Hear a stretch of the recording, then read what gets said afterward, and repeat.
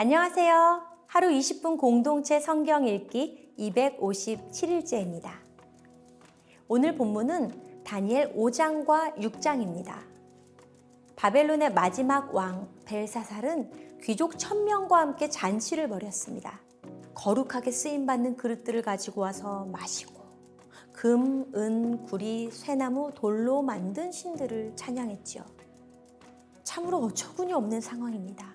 이때 갑자기 사람의 손가락들이 나타나서 석회벽에 글자를 쓰는데 이를 본 벨사살 왕의 얼굴빛이 변하고 넓적다리 마디가 녹는 듯하고 무릎이 서로 부딪힙니다. 그런데 그 누구도 글자를 읽지 못하죠. 해석할 사람이라곤 다니엘밖에 없는 것 같습니다. 메네 데겔 우바르신 세어보고 저울에 달아보니 부족하여서 나눈다. 즉 왕의 시대를 끝나게 하셨다란 뜻으로 그날 밤 벨사살 왕이 죽임을 당하게 됩니다. 영원할 것만 같았던 바벨론 제국은 그렇게 70년 만에 역사에서 사라져 버렸습니다. 이어 6장은 새로운 왕조 메데바사 초기에 일어난 일입니다. 다리오 왕이 총리 3명을 두고 나라를 다스리는데 그 중에 한 명이 다니엘입니다. 다니엘은 마음이 민첩하여 총리들과 고관들 위에 뛰어남으로 왕이 그를 세워 전국을 다스리게 하고자 한지라. 하지만 그런 다니엘을 시기 질투하는 사람들이 다니엘을 모함하게 되는데요. 다니엘에게서 어떠한 잘못도 찾지 못하자 신앙적인 면으로 공격합니다. 다리오 왕을 부추겨 30일 동안 왕 이외의 어떤 신에게도 기도하지 못하는 조서를 발표하지요. 다니엘은 어떻게 반응했을까요? 다니엘이 이 조서에 왕의 도장이 찍힌 것을 알고도 자기 집에 돌아가서는 윗방에 올라가 예루살렘으로 향한 창문을 열고 전에 하던 대로 하루 3번씩 무릎을 꿇고 기도하며 그의 하나님께 감사하였더라. 다니엘은 사자굴 속에 들어갈 줄 알면서도 기도를 멈추지 않았습니다. 사자굴보다 하나님을 향한 믿음이 더 우선이었겠죠. 결국 사자굴에 던져지게 됩니다. 하지만 하나님께서 굶주린 사자들의 입을 막아 다니엘을 지켜주시지요. 다니엘에게는 아무 일도 일어나지 않았습니다. 오히려 다니엘을 모함하던 자들은 사자굴에 던져져 죽임을 당했습니다. 다리오 왕은 조서를 내려 그는 살아계시는 하나님이시오 영원히 변하지 않으실 이시며 그의 나라는 멸망하지 아니할 것이요 그의 권세는 무궁할 것이라고 선포합니다. 제가 결혼을 하고 난 후 나는 가수인가 사모인가로 많이 갈등했습니다. 하지만 믿음의 모습에는 제한이 없다는 것을 깨닫게 됐습니다. 하나님의 부르심 앞에도 내가 무엇을 하겠다가 아니라 왜 하는지 주님을 위해 하겠다는 생각을 하게 되었고 그때 제 마음에 자유함이 찾아왔습니다. 하나님께서는 있는 그대로의 제 모습으로 나오길 바라시며 저를 만들어 가시는 분이시니까요. 어쩌면 다니엘도 마찬가지 아니었을까요? 포로로 끌려간 바벨론에 이어 왕조가 바뀐 지금 메데바사에서도 동일하게 믿음을 지킨 다니엘. 그의 믿음이 다리오 왕을 비롯한 다른 사람들에게 산 증언이 된 것 같습니다. 오늘도 사람들 앞에서 예수님을 믿는다고 고백하는 저와 여러분이 되었으면 좋겠습니다. 하루 20분 공동체 성경 읽기 다니엘 5장과 6장을 함께 읽겠습니다. 다니엘 5장. 벨사살 왕이 신하들 1000명을 위해 큰 잔치를 열고 그 1000명 앞에서 술을 마셨습니다. 벨사살이 술을 마시다가 자기 아버지 느부갓네살이 예루살렘 성전에서 빼앗아 온 금그릇과 은그릇을 가져오라고 명령했습니다. 왕과 귀족들과 왕비들과 후궁들과 함께 그곳으로 술을 마시기 위해서였습니다. 예루살렘 하나님의 성전에서 빼앗아 온 금그릇을 가져오자 왕과 귀족들과 왕비들과 후궁들은 그곳으로 술을 마셨습니다. 그들은 술을 마시면서 금, 은, 쇠, 청동나무 돌로 만든 신들을 찬양했습니다. 그때 사람의 손가락이 나타나서 왕궁초대 맞은편 석고로 된 흰 벽에 글을 쓰기 시작했습니다. 왕은 그 손가락이 글 쓰는 것을 똑똑히 보았습니다. 그러자 왕은 즐거워하던 얼굴색이 창백해지고 마음이 두렵고 고통스러웠으며 다리에 힘이 빠져 후들거리고 무릎이 부딪히도록 벌벌 떨었습니다. 왕은 큰 소리로 마법사와 주술사와 바벨론 점성술사와 점쟁이들을 불렀습니다. 왕은 바벨론의 지혜자들에게 말했습니다. 누구든지 이 글을 읽고 그 뜻을 내게 말해주는 사람에게 자주색 옷을 입히고 목에 금목걸이를 달게 할 것이다. 또한 이 나라에서 세 번째 높은 사람이 되게 할 것이다. 그래서 왕궁의 지혜자들이 모두 들어왔습니다. 그러나 그들은 그 글을 읽지 못했고 왕에게 그 뜻을 알려주지도 못했습니다. 그러자 벨사살 왕은 마음이 더욱 두렵고 답답해 얼굴색이 점점 더 창백해졌습니다. 귀족들도 모두 놀랐습니다. 왕과 귀족들의 말을 듣고 왕의 어머니가 잔치가 벌어진 곳에 들어와 말했습니다. 왕이여, 만수무강하소서. 두려워하지 마십시오. 걱정할 것 없습니다. 왕의 나라에 거룩한 신들의 영을 가진 사람이 있습니다. 왕의 아버지가 왕이던 시절에 그는 신들의 지혜와 같은 똑똑함과 통찰력과 지혜가 있다고 알려진 사람입니다. 왕의 아버지이신 느부갓네살 왕은 그 사람을 마법사, 주술사, 바벨론 점성술사, 점쟁이들 가운데 으뜸되는 자리에 세우셨습니다. 부왕께서는 그 사람 다니엘을 벨드사살이라고 부르셨습니다. 그는 뛰어난 영과 지식과 분별력을 가져서 꿈을 풀고 숨겨진 비밀을 밝히고 어려운 문제를 해결하는 능력이 있었습니다. 이제 다니엘을 부르십시오. 그가 그 글의 뜻을 알려줄 것입니다. 그래서 다니엘이 왕 앞에 불려갔습니다. 그러자 왕이 다니엘에게 말했습니다. 내가 내 부왕께서 유다에서 포로로 잡아온 유다 사람 다니엘이냐? 내게는 신들의 영이 있고 똑똑함과 통찰력과 뛰어난 지혜가 있다고 하더구나. 내가 지혜자들과 주술사들을 불러서 이 글을 읽고 그 뜻을 말하라고 했지만 그들이 그 뜻을 해석하지 못했다. 나는 내가 뜻을 알아내고 어려운 문제를 푸는 데 능력이 있다고 들었다.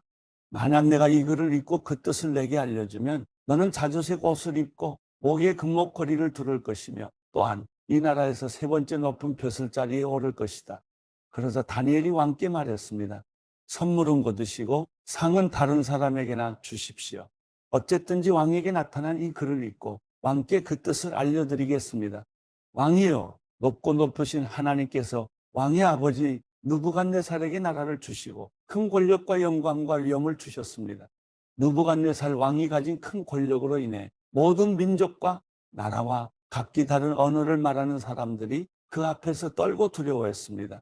그 왕은 죽이고 싶은 사람은 죽이고 살리고 싶은 사람은 살리며 명예를 높이고 싶은 사람은 높이고 낮추고 싶은 사람은 낮췄습니다. 그러나 그 마음이 높아지고 고집을 부리며 자기 생각대로만 행동해 그는 왕위에서 쫓겨나 그 영광을 빼앗겼습니다. 그 왕은 사람들에게 쫓겨나서 그 마음이 들짐승같이 됐고 들나귀와 함께 살면서 소처럼 풀을 먹었으며 그의 몸은 하늘 이슬에 젖었습니다. 그러고 나서야 그는 높고 높으신 하나님께서 사람의 나라를 다스리시고 누구든지 그분이 원하시는 사람을 그 자리에 세우신다는 것을 알게 됐습니다. 벨사살이여, 왕은 그의 아들로서 이 모든 것을 알면서도 마음을 낮추지 않았습니다. 오히려 왕은 하늘의 주인을 거역하고 자신을 높였습니다. 예루살렘 성전에서 가져온 그릇들을 왕 앞에 가져오게 해 왕과 귀족들과 왕비들과 고공들이 다 그곳으로 술을 마셨습니다. 왕은 또한 은, 금, 청동, 쇠, 나무, 돌로 만든 신들, 곱보지도 못하고 듣지도 못하고 알지도 못하는 것들을 찬양했습니다. 그러나 정말 왕의 생명을 손에 쥐고 왕의 모든 갈 길을 이끄시는 하나님께는 영광을 돌리지 않았습니다. 그러므로 하나님께서 이 손가락을 보내서 이 글을 쓰셨습니다. 여기 새겨진 글씨는 이렇습니다.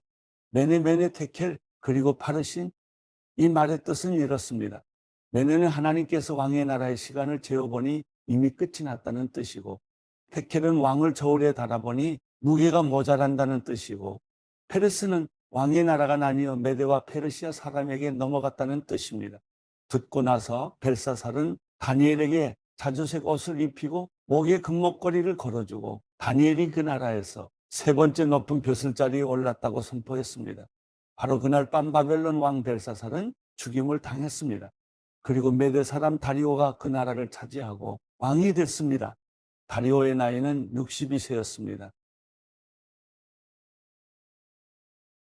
다니엘 6장 다리오는 자기가 생각한 대로 온 나라에 120명의 지방 장관을 세워 그 나라를 다스리게 했습니다.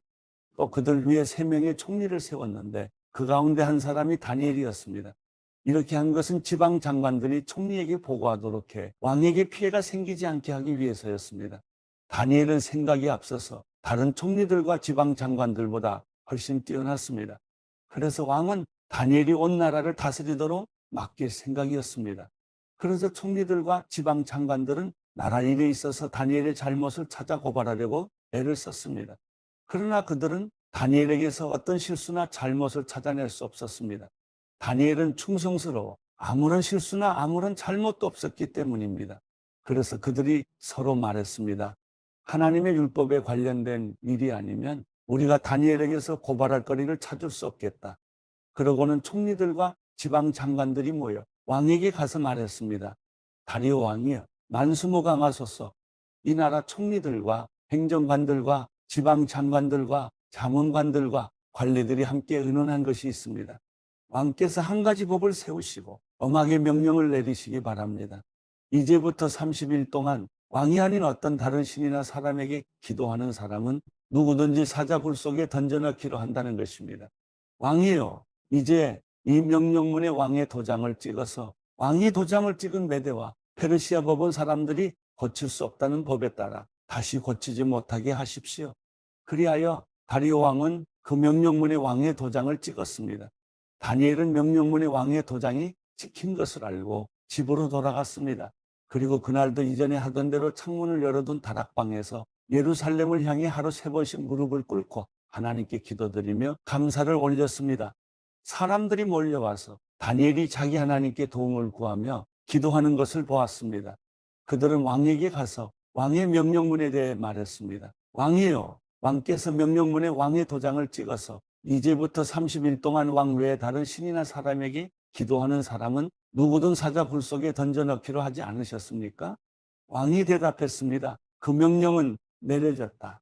그 명령은 메대와 페르시아 법에 따라 사람들이 고칠 수 없다. 그들이 왕에게 말했습니다.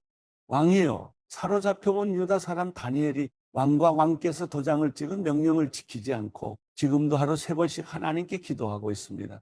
왕은 이 말을 듣고 마음이 몹시 괴로웠습니다. 왕은 다니엘을 살리고 싶어서 해질 무렵까지 그를 구해내려고 온 힘을 다했습니다. 사람들이 다시 왕에게 몰려와서 말했습니다. 왕이요, 메대와 페르시아 법에 따르면 왕께서 한번 내린 명령이나 법은 고칠 수 없다는 것을 기억하시기 바랍니다. 그래서 왕은 다니엘을 끌어다가 사자굴 속에 던져넣으라고 명령했습니다. 그러나 왕은 다니엘에게 말했습니다. 내가 항상 섬기고 있는 내 하나님께서 너를 구원하실 것이다. 그러고 나서 돌을 굴려다가 사자굴 입구를 막고 왕과 귀족들의 도장을 찍었습니다. 아무도 다니엘에게 내린 처벌을 바꾸지 못하게 하려는 것이었습니다. 왕은 왕궁으로 돌아가 아무것도 먹지 않고 즐거운 악기 소리도 그치게 하고 밤새도록 뜬 눈으로 지새웠습니다. 날이 새자마자 왕은 서둘러 사자굴로 달려갔습니다. 왕은 사자굴에 가까이 가서 슬피 울부짖으며 다니엘을 부르며 물었습니다. 살아계신 하나님의 종 다니엘아, 내가 항상 섬기는 내 하나님께서 너를 사자들로부터 구해주셨느냐? 다니엘이 왕에게 말했습니다. 왕이여, 만수무강하소서.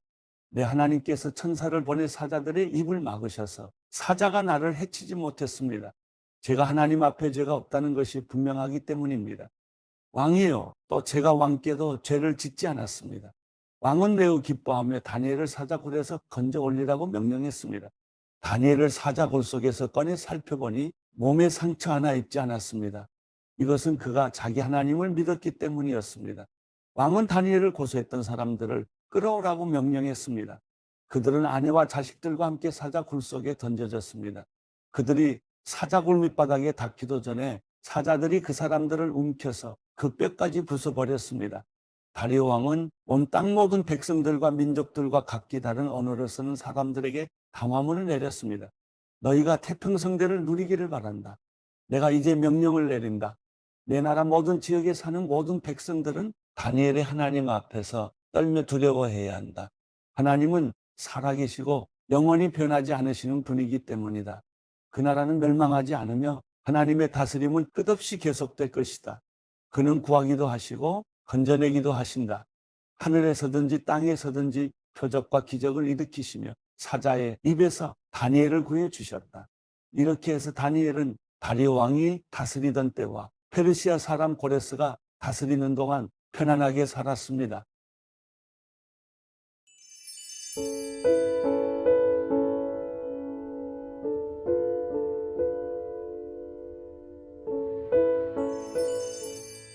시편 102편.